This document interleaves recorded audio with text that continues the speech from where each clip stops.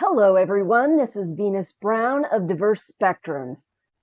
Today we're going to discuss a little bit about the recent or maybe not so recent bank crisis. I think it was a few weeks ago we woke up to hearing news of 3 banks collapsing. I had let the news kind of go like so much of the other news that I hear that makes it sound like we might be heading for a nationwide collapse or world war or some sort of apocalypse. I don't do this because I don't care. It's more so because I don't know what I could even do about such a cataclysmic, overwhelming issue. Plus, it's not really my area of knowledge.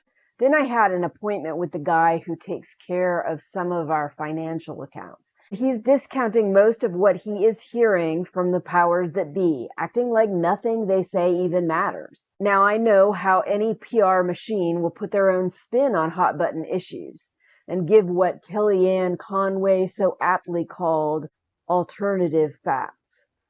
But I don't buy that our legislation and our federal government are not doing anything to cauterize the bleeding or don't mean a thing under our current legal system.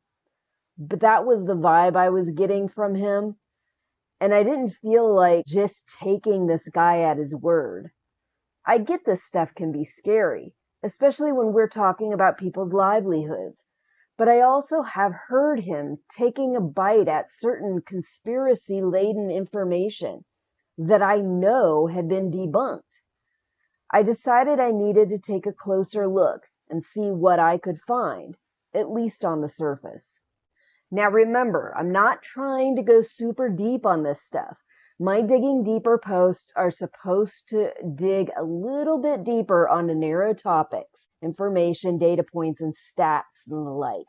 Still, I am trying to use these posts to avoid falling into rabbit holes. The moment I wrote this sentence, I have exactly 3 articles that I was garnering information from. We shall see how many I end up using. As is usually my practice, on my video I will add links in the description.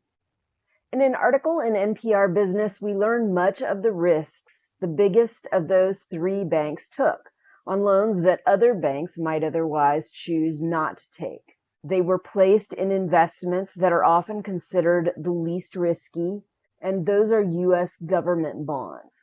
I'm picturing those EE savings bonds that I purchased way back when I was in the Army, which have very low interest but are supposed to be guaranteed and are considered very low risk.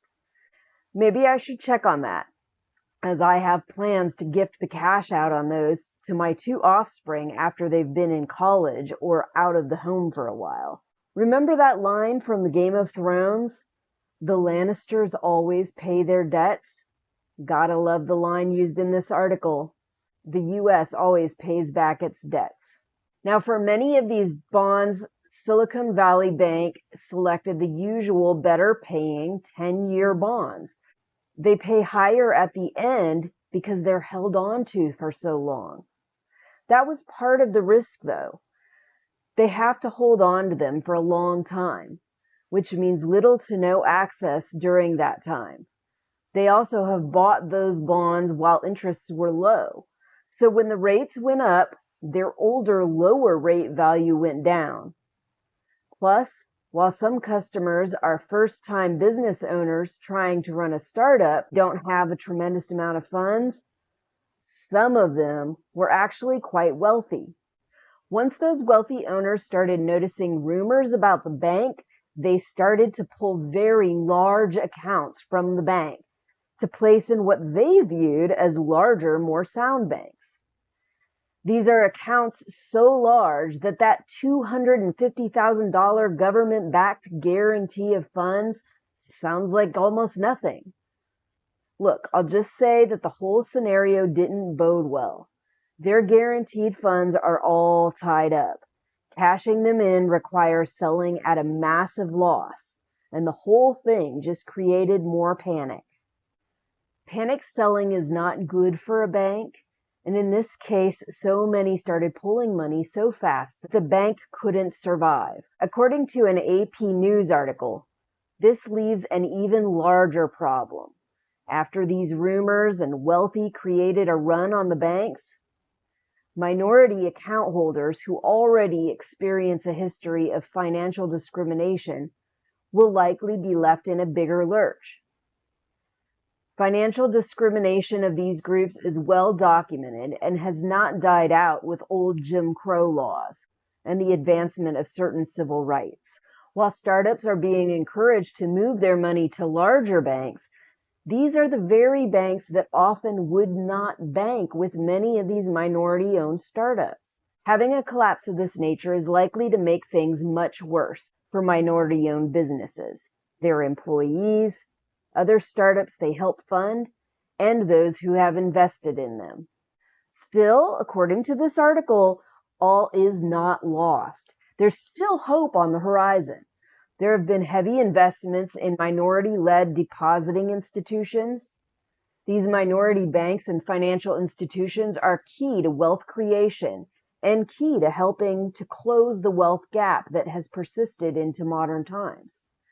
Some of the very social media venues that may have spurred that initial run on SVB present opportunities of investment, connection, and community support.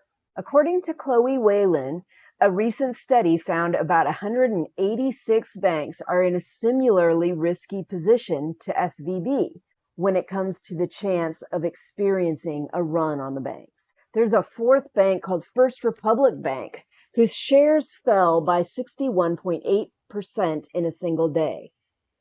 They had 11 banks that stepped in to assist depositing $30 billion. Maybe even more worrying, Credit Suisse, the world's seventh largest investment bank, has been experiencing challenges as well. Swiss National Bank said it could borrow 50 billion Swiss francs and buy back some of its own debt, which has at least helped to soften the blow. This whole situation reminds me of one of my cousin's favorite movies, an old classic called It's a Wonderful Life. If you haven't seen it, or even if you haven't seen it in a very long time, you may want to check it out. It's an old Christmas movie, somewhat based off the Great Depression era, but it was pretty good for its time, and I think it's pretty appropriate for current times.